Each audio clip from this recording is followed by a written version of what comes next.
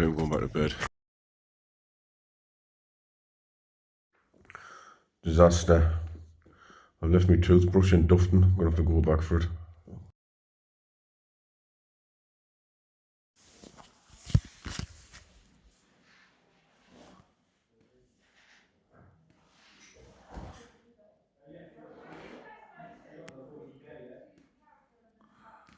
It's been like Piccadilly Circus in here for the last hour. Busy spot. That's what you get for lying until 1 o'clock. But it is Greg's hut, it's not Ron's hut.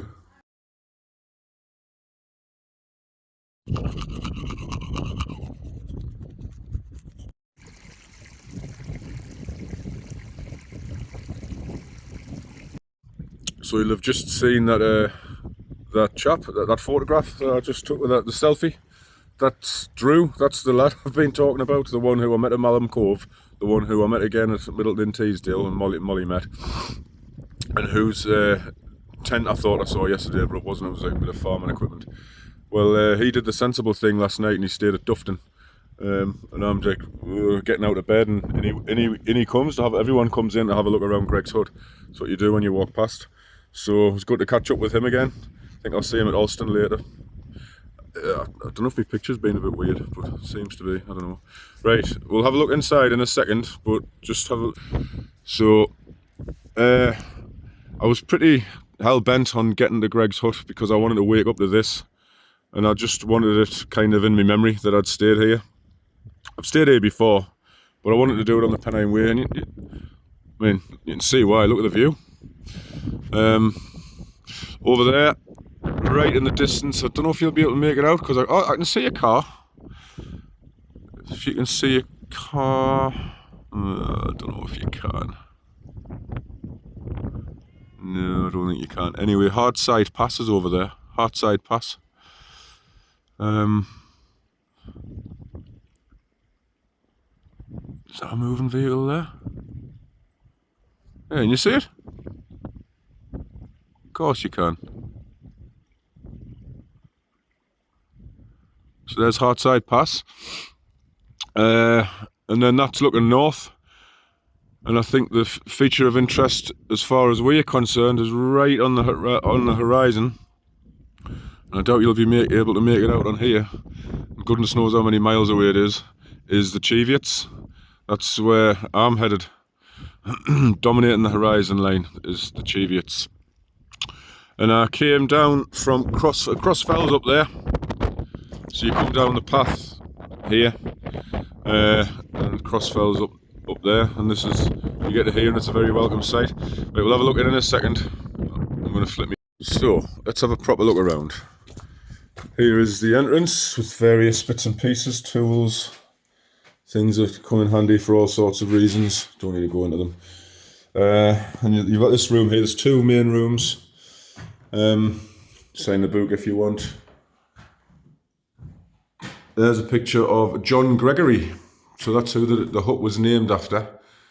There you can see, look. So John Gregory, apparently, I've looked this up numerous times, I always forget, but I've just looked it up again. So he was a climber from Birmingham. He was part of a climbing club there. He died in 1968 in a climbing accident in the Alps. And in 1968, the Mountain Bothies Association restored a load of buildings like this for climbers and for walkers, hikers, to have shelter if they needed it. And this was one of them, and it was named after him. This one was named after him, presumably because he was well known among the climbing community, and he died, so they named it after him.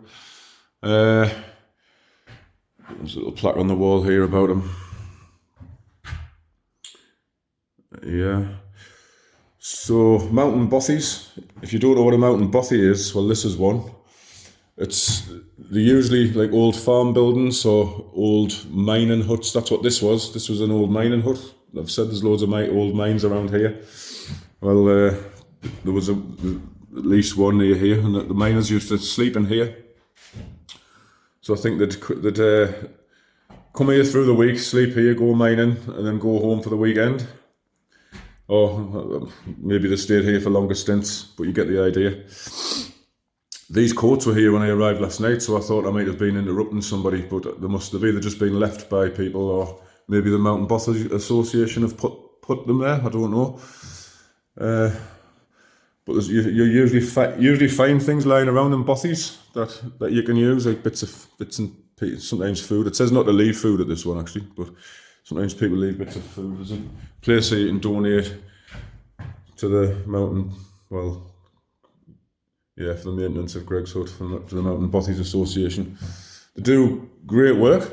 This hut, I mean, look, the pointing is all. This is all new, because this one was battered in a storm. I think might have been during COVID or just before, and it was basically inhabitable. The roof it hadn't been done since. Well, it was opened in May 1972. It says there. Probably had been maintained here and there since, but I don't think there'd ever been like a big job done on the roof or anything. Basically, the roof was leaking. You couldn't stay in here. Like the elements were getting in, and they recently restored it. So the Mountain Bothies Association do work like that, so that people like me can come and enjoy this. I mean, look at it. Huge platform there. You get loads of people can sleep on there. And they do get busy sometimes, bothies. There's a few bothies in England. I mean, there's a few, obviously there's this one, there's a few in Northumberland. There's a few in Walk Forest and Kielder Forest. There's loads in Scotland. And you can rock up, and as long as you look after it and you leave it as you find it. And you have a fire, look. I've stayed here before and had that fire on. Yeah, it's just respect, isn't it? Make sure you respect it and leave it as you find it. And make sure everybody else can enjoy it. Then they're open to the public. Anyone, it's open, the door's open. You just come and you just stay. And there's a room with a view. And there's an onion. Greg's Hut. So I'm having my breakfast at 20 to 3. Yep. There's already been loads of people through here this morning, popping in and having a look around this morning and this afternoon, I hasten to add. Yesterday was obviously a long day, and I needed some sleep and I needed some recovery, so I've had a good rest. And I've got no big ambitions today, because Crossfell's now done. You know, all I've got to do now is, well, I'll show you, explain. So I mentioned Crossfell's up there, and there's Greg's Hut, just to give you bearings. And today, if I'd started at Dufton, I would have come over Crossfell, walked past here, and continued down that track. It meanders very gradually. It's a nice, pretty much an easy stroll really, down to Garrygill, and then from Garrygill, not too far to Alston. And that's what I'm doing. Obviously I'm starting here though, so I don't need loads of time. I'll just take it in my stride. I don't think I've got any ambitions beyond Alston today. So the plan is breakfast, Alston. Me power bank is dead now, so that'll need charging. So even if I wasn't staying at Alston, I'd be staying there for a while, sitting in the pub and just charging that up. There's a campsite there, so chances are I'll be staying in Alston tonight. I didn't actually get to sleep till 5 o'clock, by the way. Like, it was light outside when I went to sleep, because by the time I'd got changed, had something to eat, and then sorted out the video of yesterday, that's what time it was.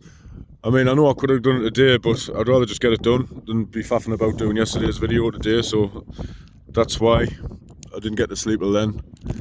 I feel like I owe an explanation for having me breakfast at 2:45, so there's the explanation. Right, okay, no more chit chat. I'm going to have me breakfast, enjoy this view, and then get on my merry way. And you can see the Cheviots, I just wasn't focusing on the right bit.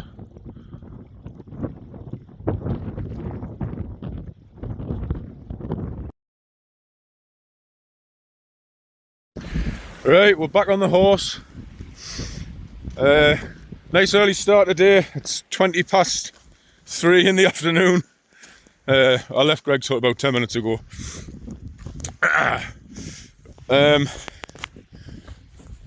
Date is the 28th of... Oh, it's day 9, by the way, day 9. And the date is the 29th of July. No, it's not, it's the 20... it's not even funny anymore, this. The 28th of July. Today is the 28th of July. So happy birthday, Daisy May Stewart. I know I can say that because I know you're watching these videos. And I know it's your birthday, so I hope that you're doing something nice. I hope you're getting spoiled. I've got nothing for you apart from this view.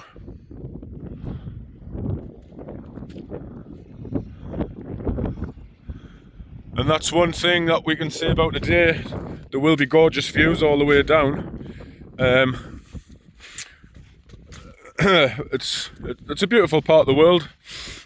You can see for miles. This path here is track. This is the order of today.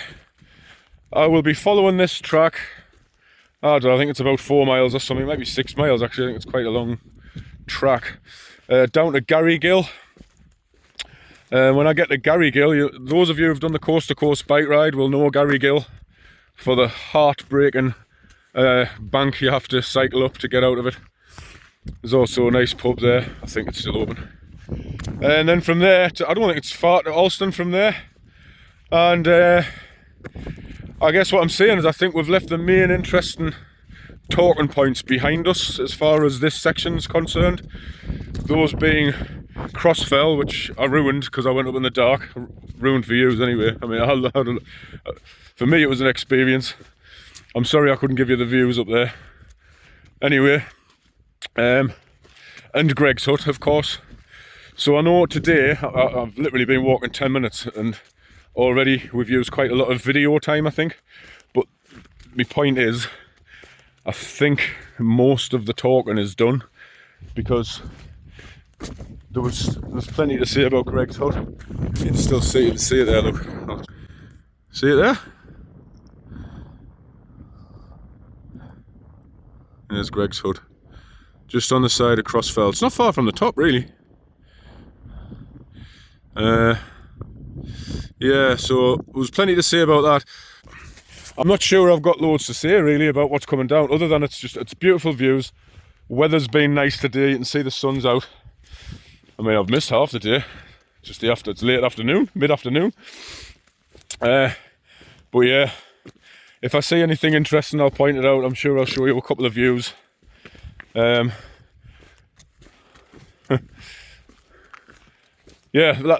that's what I'll say just before I go. Crossfell, I mentioned the sound went off on the video when I uploaded it to Facebook last night again for the last few minutes. I don't know why it's doing that. But I mentioned some facts about Crossfell. I won't repeat them all. But what I will say is this: it's the highest point in the Pennines. It's over 800 metres high. It's therefore the highest point on the Pennine Way. It's higher than lots of lakeland fells. It's pretty high. So the point is, that means that most of the major climbing now in terms of the route is behind us. Because from here, it's downhill, like I said, to Alston. And then, well, you saw the video I showed you earlier looking towards the Cheviot. Well, it's pretty flat in between, isn't it? So when I say flat, it will be undulating, but most of the major climbing is now behind us, apart from, obviously, that last push over the Cheviot at the end. That's the last major climb, but then you're done. You descend from on the other side down into Kirkyetham. So I suppose that's a bit of a what's the word, like a milestone. Crossfell's definitely a milestone, and that's behind us. So yeah, today's really a bit of a rest day, I think. A bit of a rest day. A nice stroll down to Alston. And when I get to Alston, I'll pamper myself in the pub. probably get a nice meal and all that. Okay. So there's last night's features up there. Great Dunfell, Little Dunfell, Crossfell. I've come from here. And if you, so that's to give you your bearings a little bit. Over there is Cowgreen Reservoir. And at the opposite end of Cowgreen Reservoir is Cauldron Snout. So you can see where I've come sort of, oh, that's no good doing that. Anyway, I've just skirted the bottom end of Cowgreen Reservoir and I've gone over the watershed where you can see where those two hills sort of overlap, meet in the, you see what I mean? That's where High Cup Nick sort of is. Dufton's on the other side of these fells here, and then Pennine Way comes back up them. So that's the start of the River Tees, somewhere over there. Teesdale, going down beyond Cowgreen Reservoir. And somewhere over there is the start of the River Tyne. And somewhere over there is the start of the River Weir. Or over there, somewhere in that ish direction.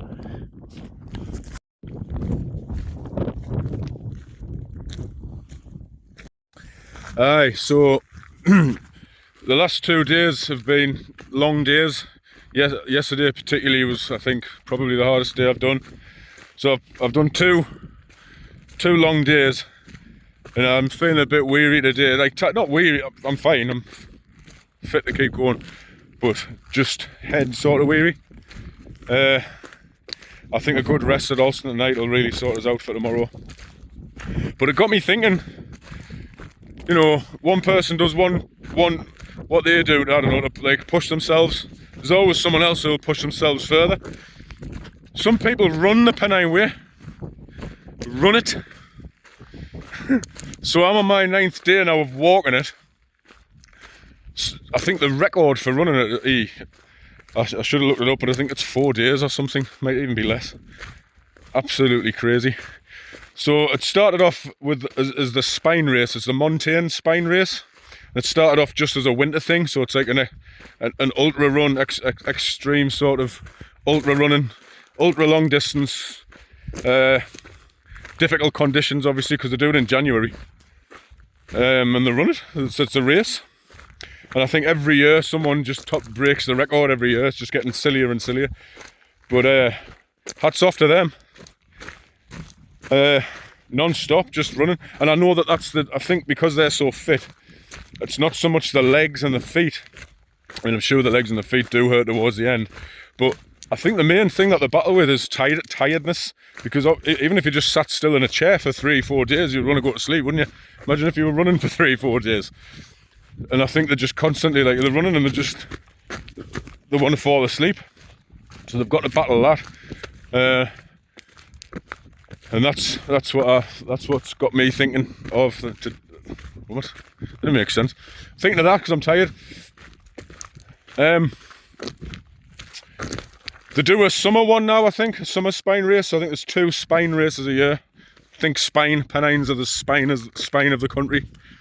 So there's a spine race in January, and there's a spine race I think in the summer. So maybe it's just been, I'm not sure. So there you are. Some people run it.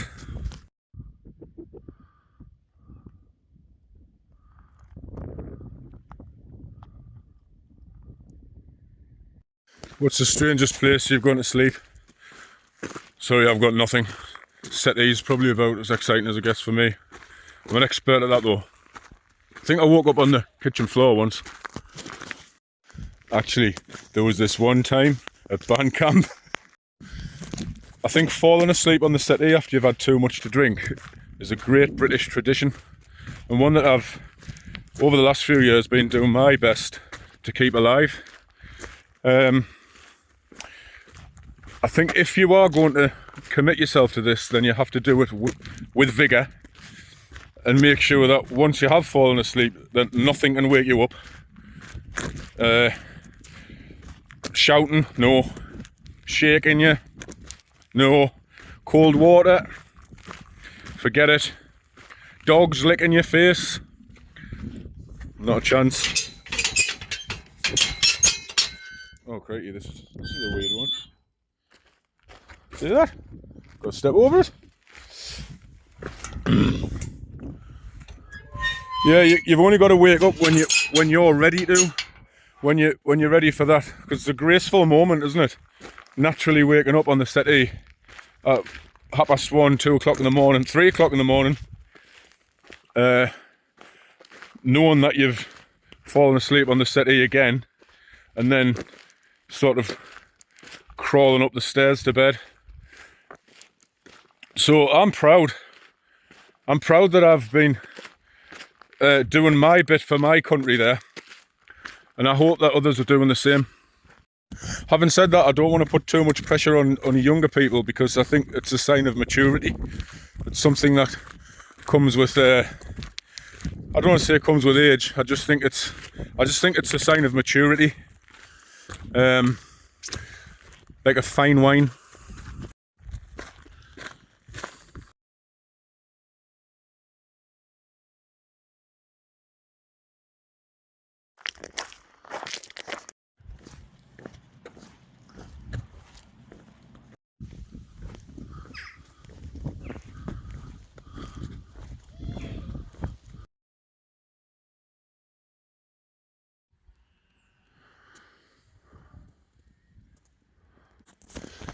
So I'm just having a quick rest on this bench here.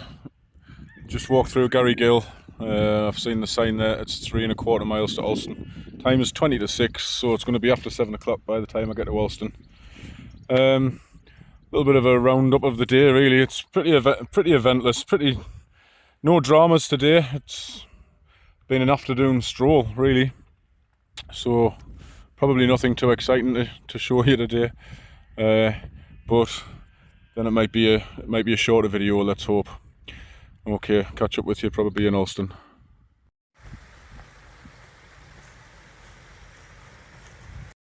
It's a video diary, so gotta be honest, haven't you? Can't be all bright and breezy all the time. First of all, I need feeding, so I can't be that far from Alston now. I'm looking forward to a good feed, and I really hope. I know the first place I'm going to come to is going to be the Cumberland Inn. Desperately hoping they're going to let me in and eat something I haven't booked a table or anything. But that's partly because I haven't eaten much today, just because I had my breakfast, but I often stop and nibble on things. I haven't had much to eat really, so it's partly my fault. Just because I know I'm going to be getting to Alston soonish. But yes, so feet. I suppose the sheer, well, whatever I've been doing for the last 9 days is starting to take its toll on my feet now. That's the same for everyone. It always does. That's despite best efforts to care for them, to treat anything that's starting to hint towards a blister or anything like that. It's just a long way. You know, I don't do this every day. I love doing this, but when you do it day after day after day, and then you're not used to doing it day after day after day, it's obviously going to take its toll. So I guess what I'm saying is, and this is what it should be a challenge. I think it's reached that point now where it's going to hurt a little bit more. I'll probably take it a bit slower, and I'll just put one foot in front of the other and get the Kirky Etham. That's what it's all about. Oh, by the way, I think the top answer in Family Fortunes for what is interesting about Alston is it's the highest town in England. And that's all I've got at this moment. I mean, this is when you have a word with yourself. So the book I'm reading at the moment, as Molly recommended it to us, it's called The Salt Path. And if you've heard of the Salt Path, you'll know that it's the southwest coastal path. It's like over 600 miles long. Starts in the top bit of, starts in like just south of Wales, goes right out to Land's End, and back along the south coast to Poole. And it's about this couple who lose all of the worldly possessions and the home, just like that. Everything's fine 1 minute, next minute they've lost all that. And at the same time, the husband is diagnosed with a terminal condition and told that basically one day he's going to choke to death.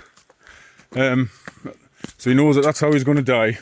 And in the meantime, it's like this degenerative thing where everything hurts. Walking, lifting, standing, sitting, everything. So they find themselves in this predicament. They've had that news. They've lost everything. They've got nowhere to go. They're homeless. So they decide, right, well, what we're going to do? All we can think to do is just walk. So we're just going to walk. We're going to walk the southwest coast path. So they buy some, like, with what money they've got, they buy some cheap, like a tent, a couple of rucksacks, just very basic stuff. And they live off tax credits. And they go off for weeks, months on end.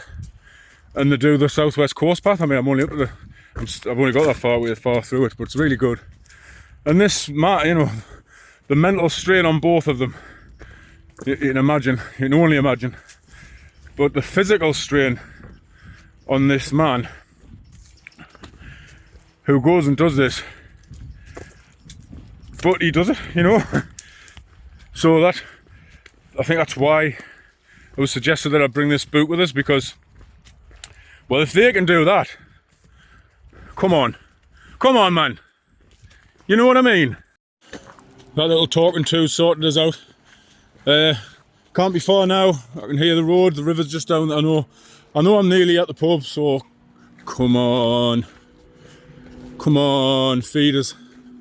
So I've just had a chat with the people at the youth hostel. You pass the youth hostel on the way into Alston.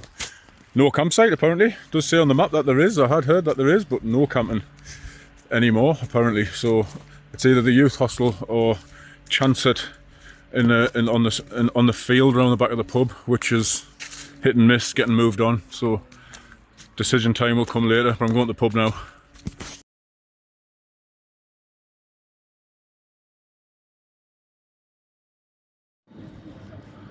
Mecca. Steak and ale pies on the way. Power banks being charged behind the bar. I think that is where I will end up later.